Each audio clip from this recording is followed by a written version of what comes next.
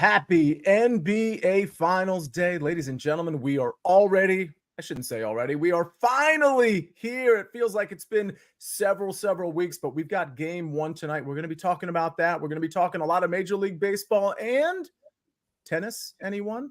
We've got that on tap too. Let's take a look at what we did yesterday. It was a shorter show with just me, Zach, and the Maestro.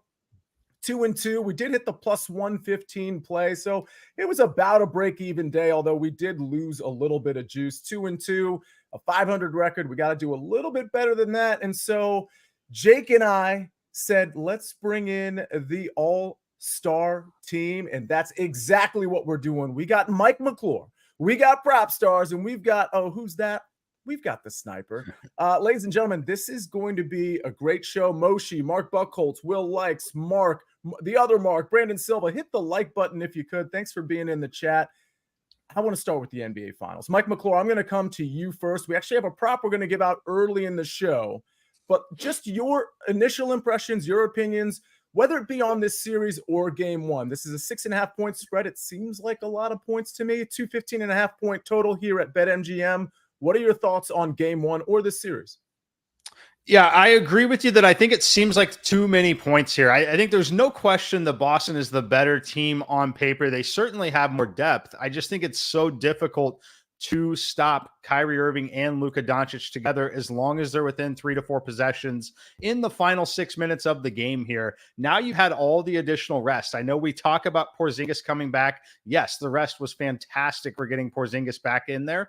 We'll see if there's any rest or not, but we know one thing for sure. That rest is definitely benefiting the health of Luka Doncic and just additional time to game plan. This is not the same Mavericks team that they saw throughout the regular season.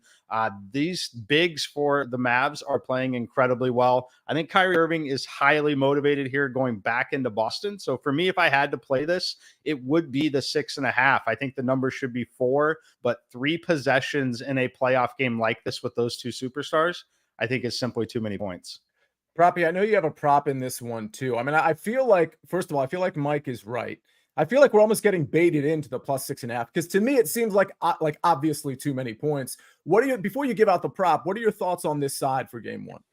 It does seem a little too good to be true. Really excited for this matchup. I think these are clearly the two best teams throughout the postseason. Dallas has been so impressive to me. I had a feeling Boston, obviously, with the talent disparity in comparison to the rest of the Eastern Conference, would have a slightly, easy path to the finals, but Dallas just looked better and better as the playoffs have progressed. Mike mentioned the interior front court for Dallas. The combination of Daniel Gafford and the rookie Derek Lively have been playing so well. Fresh off of a series where they vastly outplayed the reigning defensive player of the year, the reigning sixth man of the year, and a 25-point-per-game scorer in Karl Anthony Towns. And they did it running away, in my opinion. That could pose some serious problems for Boston, who has a Kristaps Porzingis who hasn't been playing throughout the playoffs, and Al Horford, who's 37 years old. So I really think this spot, it's good for Dallas. I have a hard time not wanting to take Dallas, considering we're getting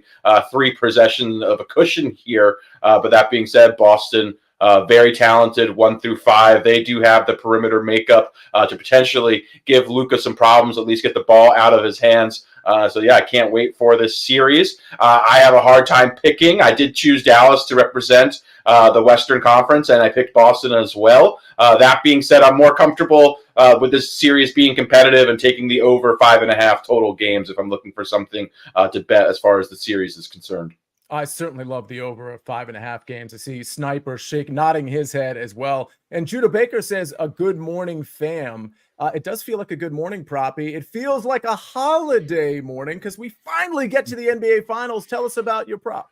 Yeah, now would be the time for Jake to cue Holiday Road by Lindsey Buckingham. But I'm going to go Jrue Holiday, that is, over 12.5 points. I love this spot for Jrue Holiday, who's scored at least 13 points in 7 of his last games, 7 consecutive playoff games, 8 of his last 9 games. He's really been as good as advertised. Honestly, he's exceeded expectations in the postseason. Boston acquiring him in the offseason sort of as that missing piece to put them over the top. Didn't look particularly great in the regular season. I think it took a little time for Jrue to adjust, but man, has he looked better and better as the postseason has progressed. He's shooting in the playoffs nearly 50, 40, 90. That is Steph Curry territory as far as the shooting splits are concerned. He plays excellent defense as well, and he's playing upwards of 40-plus minutes a game. I have a feeling that trend is going to continue. He's going to be in there between 40 to 44 minutes tonight, barring foul trouble and a blowout. So I'm going to ride the hot hand. He's very, very confident right now. He's shooting well. He's playing great basketball in high leverage situations. The Celtics look to him in the clutch often. Everyone really trusts him. If you hear the teammates talk about Jrue, they just rave about the guy, and it's well deserved. He's playing some phenomenal basketball on both ends, and he's really been Boston's unheralded hero. So I love this spot of over 12.5 points. I believe this line should have been 13.5, even 14.5. I'd lean over. So yeah, let's go Jrue Holiday. Have a great holiday night and over 12.5 points. I like the Holiday play, and I will say this, and I want to comment about what Harry Potter said about Dan Hurley potentially going to the Lakers. That news appears to have broken early this morning. Mike, I'm just going to ask you real quick about that, whether you have any reaction to that. But before I do that, I think the Celtics lack toughness relative to the Dallas Mavericks. But I will say this, getting Jrue Holiday on that team really evens the playing field at least a little bit, because I do think he brings sort of an element of toughness, of closing ability that perhaps the team needed. Mike, real quick on Dan Hurley, before we finally get to Sniper's official picks, he's got 2 baseball plays for us, folks. Any response to Dan Hurley potentially? I mean, I'm not really, just like Harry Potter in the chat, I'm not really believing he's going to leave UConn right here, right now for the Lakers job of all jobs, but any reaction to that news breaking earlier this morning? It's definitely interesting. You know, he's got a great gig at UConn. I know that the NBA is definitely looked at as a higher level job. I think the most interesting thing is I might just be betting Kansas City for the three-peat now and not parlaying it with the UConn three-peat. So we'll be focused on Kansas City here. I think both teams, if they keep everything intact, are very live for three-peats this year. Very, very interesting. All right. Oh, go ahead, Proppy. Yeah. Real quick, I just wanted to say, second day in a row, Mike has looked absolutely fantastic. Really, the wardrobe game has just gone through the roof. So kudos to Mike there. And as far as the coaching for the Lakers is concerned, as a big fan of the Old Man and the Three podcast featuring JJ Redick, I actually kind of selfishly hope that he remains not the head coach so that podcast can continue on. Very interesting. Yeah, a lot of some JJ Redick head coaching takes potentially out here as well. Yeah, Mike's the wardrobe. We saw on Instagram and Twitter the new ink. I feel like we might get Mike dancing on Big Pick Energy Friday tomorrow. I don't know. Like the whole world is turned upside down right now. All right, Sniper, let's finally get to some. We already got to one official pick. I should say we got to Proppy's official NBA play, but he's got more baseball for you later in the show. But Proppy, you've got a couple of plays on a team that we've been riding for quite some time now. Talk to us about your plays. Me here or Sniper? Sia, sorry. Oh, Sniper. Excuse me. Yeah. Oh, I'm going. You're going. Yeah. All right. Sorry about that. I'm just looking up at this Twins hat, and I'm just thinking, man, it's unbelievable how owned the Twins are by the Yankees. It's especially when the Twins are actually good. Like this year, winning record, they started off 7-13, but then they got really, really hot.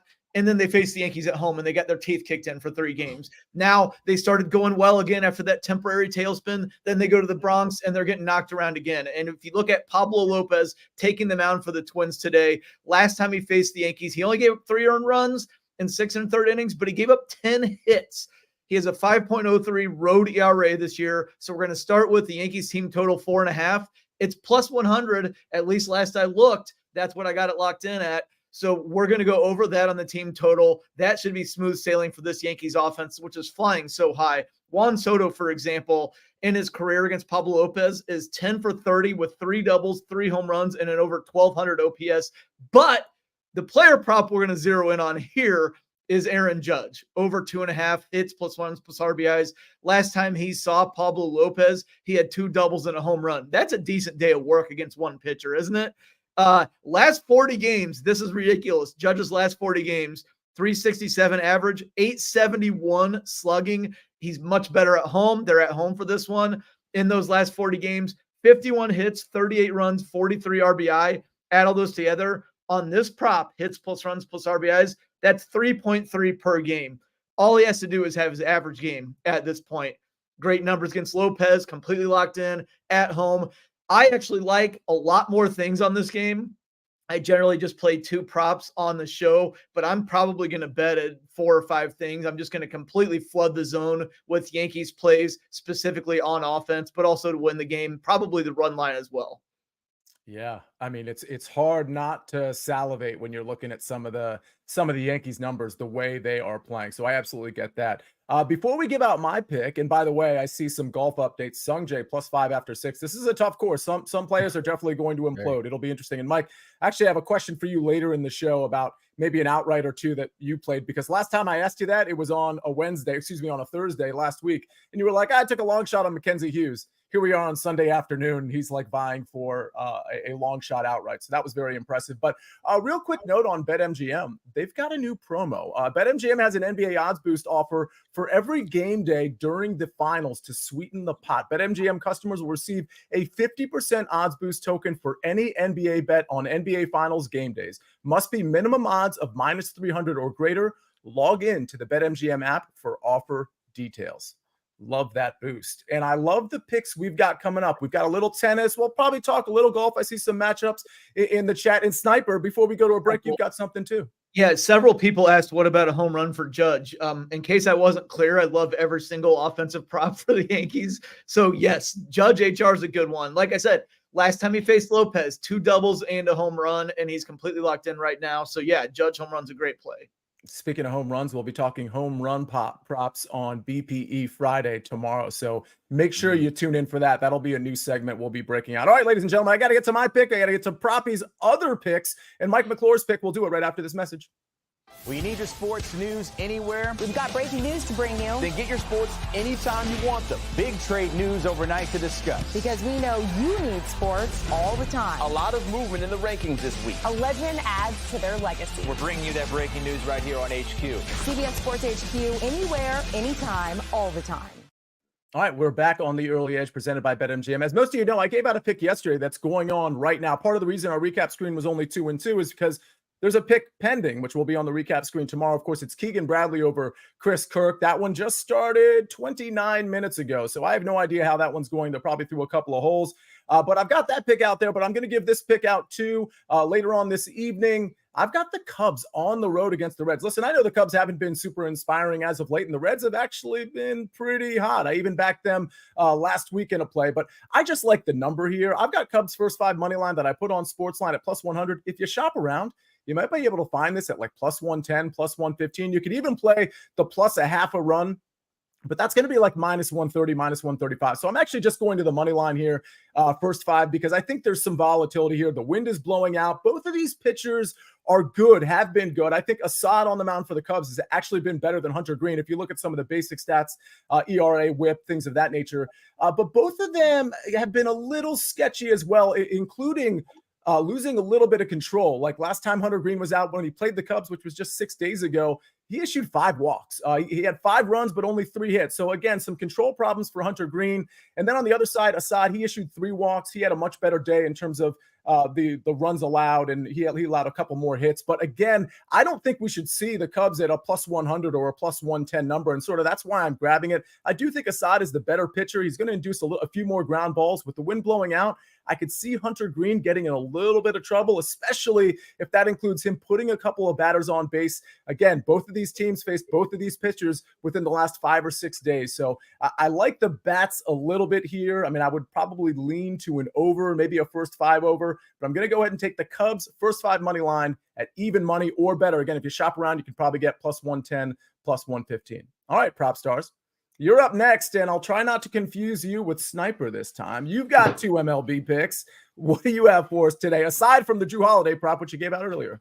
Thank you, Sia. Yeah, I've got a pair of pitcher props. I'm going to start with, I guess, the first game. It's going to be JP Sears on the mound, lefty for Oakland, who I think is a pretty underrated pitcher, especially if we look under the hood at the underlying metrics. I'm going to go over 4.5 strikeouts for Sears. Gets a fantastic matchup against the Seattle Mariners. Obviously, if you've been following K-props, you know that they lead the league in strikeouts. A little more generous to opposing righties than lefties, but I believe they're 3rd in K rate to lefties. So The Mariners lead the league in strikeouts by a significant margin. So this is a great matchup. And if we look at Sears, I really think his strikeout numbers are a bit depressed as a result of playing just some really difficult matchups. This is not going to be one of them. So I love his chances of going over 4.5 Ks. The swinging strike rate is very high for him in comparison. So he appears to be a positive regression candidate to me as far as strikeouts are concerned. And then I'm going to fade a pitcher kind of like the opposite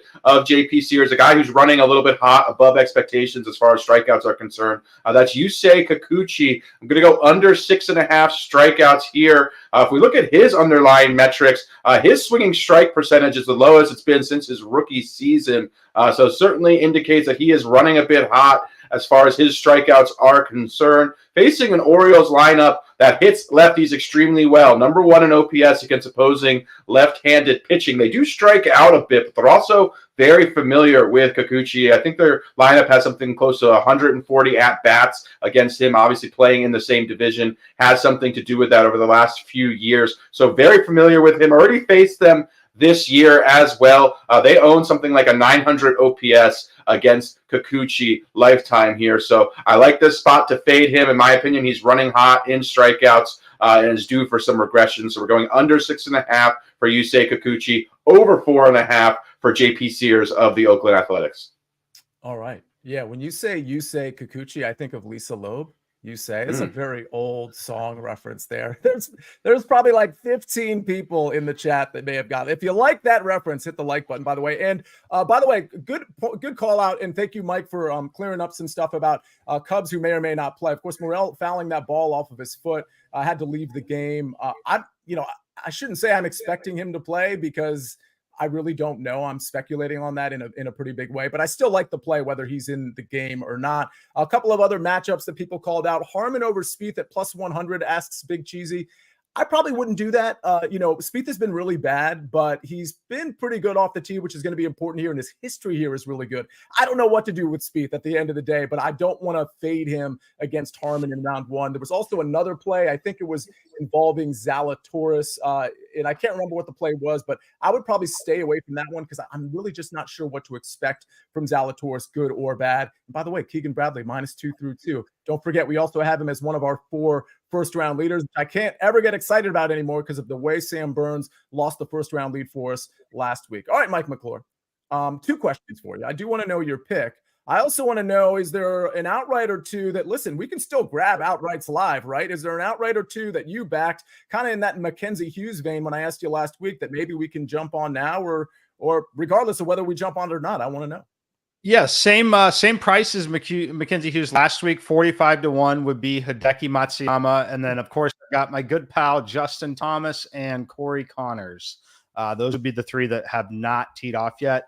I will say, if you're tilting golf early, you're probably not alone. There are 29 players out on the course, just 6 of them at -1 or better. So most of the field early here is really, really struggling on this course. And Mike, by the way, I only had 3 outrights. One was Colin Morikawa, and I did like that. On some sites, you could play it without Scotty Scheffler. You could even play it without Scotty, Xander, and Rory at plus 1,100. So I took that, but I also took him at plus 1,400. I also took Corey Connors. That was one of my 3 at plus 5,500. And then I just took a shot at Will Zalatoris because I don't know where the state of his game is, but we know optimal Will Zalatoris can beat this field. So I took him at 75-1. All right, Mike, that's golf. Let's talk tennis now. Yes, we're ahead to the French Open. I know a lot of you, if you've been here for several years with us, you know that I love betting tennis when we get to majors. It can just be a little frustrating because of the start time of some of these matchups. So this one will be tomorrow morning. We will get to sweat it live while we are on Big Pick Energy Friday, of course. But it's going to be Alcaraz and Sinner here. These are the 2 faces of men's tennis now. We have no more Nadal, no more Roger. Novak is hurt and really aging and is starting to show. Love these 2, though. They played 8 times. They've split evenly 4-4. So this surface of clay is going to be far more comfortable for someone like Alcaraz. However, Sinner, who does prefer a hard court, is getting a lot better on clay. But both of these kids, very young, they had some injury concerns coming into this tournament, but really have squashed all of those. Each player's only dropped 1 set on the way to the semis here, though. So I love this one for an instant classic. Now at 38.5 games, you can cash this in a 4-set match, because I do believe that we are going to see at least one tiebreaker between the two of them. If not, we go to 5 sets. We're certainly cashing it there. But when I look at this matchup, yes, it's better for Alcaraz on the clay. Jannik Sinner has such a big, powerful first serve, and he just hits so aggressively and so hard from the baseline. It's going to be a situation where I think both players have level drops at certain points during this match. So we're going to see a lot of great play. We're going to see some play fall, which I think leads us to a long match with both players taking sets here. And if we get both players taking a set, I think we're almost definitely going over 38.5, even with just 4 sets. But again, 5, it's an automatic cash, but still can get here in 4. So let's go over 38.5 total games. Carlos Alcaraz, Jannik Sinner. Harry Potter in the chat, very excited about the tennis picks, among others. And he also says, I'm going to be in the office watching Keegan Bradley this morning. Who's with me? Harry Potter, we're all with you. Propstars, are you with him? What you got? You know I'm always with him, Sia, and I just want to say the other stream we talked about all the great fills. I don't think Yannick's get enough attention.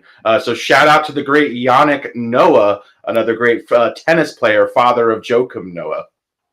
Wow. I didn't think we were going to get Yannick. No, we're going back to the depths of tennis, like the Boris Becker, Ivan Lendl era. My favorite tennis player when I was very, very young, it was in fact Ivan Lendl. So I'm liking the 80s to 90s tennis shout outs. And then it became Andre Agassi. Who didn't like Andre Agassi? All right. Let's take everybody nodding in unison. I love that. All right, let's take a look at the recap screen. The sniper, Yankees team total over 4.5 at even money, and Aaron Judge over 2.5 hits, runs, and RBIs at plus 110. A lot of plus money on the show today and in general. I've got the Cubs first 5 money line at even money, and then Mike McClure, French Open, Alcaraz, Sinner over 38.5 games at minus 115. Proppy, JP Sears over 4.5 Ks at minus 135. You say Lisa Loeb Kikuchi under 6.5 Ks at minus 140, and Jrue Holiday over 12.5 points at minus 120. We're seeing all kinds of like random tennis names out here. John McEnroe, of course, his brother Pat McEnroe. We can't forget about him. Who else? There were some other great references. Pete Sampras, McEnroe. I just said Andre Agassi is getting some more love in here. I think Pete Sampras is super underrated, by the way. I'm just going to go out there and say it. We always talk about the big 3. I think Sampras belongs in that conversation, just kind of in the wrong era. All right, ladies and gentlemen, that was a great show. Thanks in part to the chat. Moshi says, have a great day. I agree. Everybody have a great day. We got a lot of bets to sweat, a lot of golf to sweat. We're going to be here tomorrow doing the same exact thing. We're going to have even more baseball for you tomorrow. We're going to have some golf. We're going to have some NBA. We're going to talk about it all, including some home run props that we're going to debut with perhaps a new promo relating to that. So you're going to want to tune in. Ladies and gentlemen, let's have a great Thursday. On behalf of Mike McClure and his new wardrobe, which is fantastic. It might not be new, but it's new to me. And on behalf of Propstars, on behalf of the Sniper and Jake the Snake on the 1s and 2s and 3s and 4s, this is the Early Edge. I am the counselor. We rest our case.